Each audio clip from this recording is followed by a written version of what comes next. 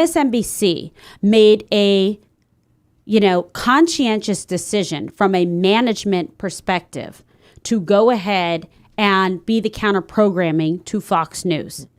That's what happened first in terms of the big, cable news networks.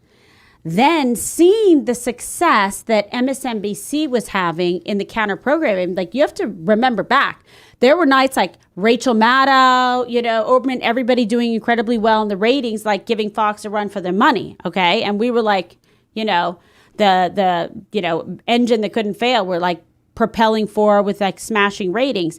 Then CNN saw what was happening with MSNBC and decided they would follow suit. So then you had someone like Jeff Zucker, who was super Trump, The Apprentice, everything, besties at weddings together, all of the above, come in and try to push CNN to that extreme when, Don Lemon, Cuomo, who, by the way, I worked with at ABC News at Good Morning America, was not this person that was like a super leftist or anything like that.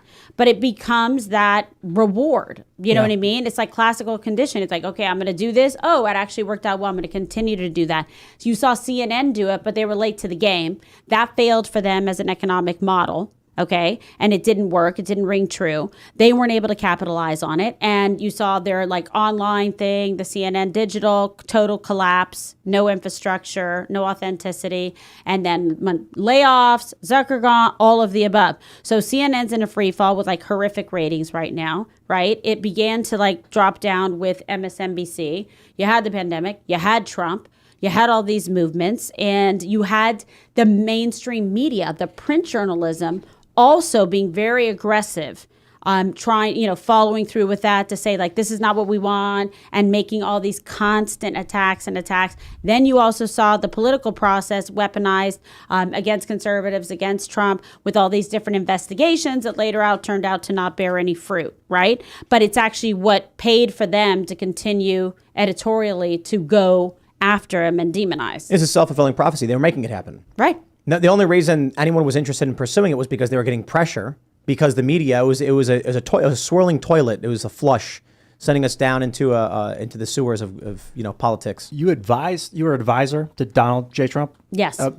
Senior advisor. What I got from looking at it now, looking back, is that he came in and without even realizing it, posed a threat to this change of guard from the liberal economic order to the new world order that they're trying to create, where they don't want American military bases. They want to create some global technocracy. And he wasn't part of the establishment. It seemed like he didn't know that he was in the way. Like, he ended the Trans-Pacific Partnership, which I thought was a brilliant move for American sovereignty. So now these Malaysian oil companies can't sue us as citizens. And That's he held good. NATO accountable. But that pissed off this oligarchy that wants the transition. Did he know that he was doing that, or was he just doing what he thought was the best for the country? I'll tell you something. He does what he thinks is best. He'll listen to your opinion, your viewpoint. He'll make a decision, but he actually will analyze it and decide. But he operates from a businessman's prism and perspective. So, and we haven't really had like real businessmen, occupy. We certainly don't have one right now. He doesn't have any business experience, Joe Biden, right? And we see what's happened with the economy and whatnot.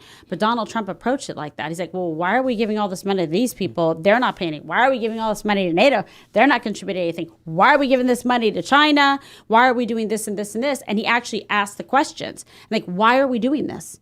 And then he would get the answers and then, decide what needed to happen in order to represent America's interests. He doesn't apologize for being someone that represents the United States and what our best interest is for the American economy, for manufacturing, for infrastructure, creating jobs and economic opportunity across the board, taxes, etc. But he operates from a different perspective.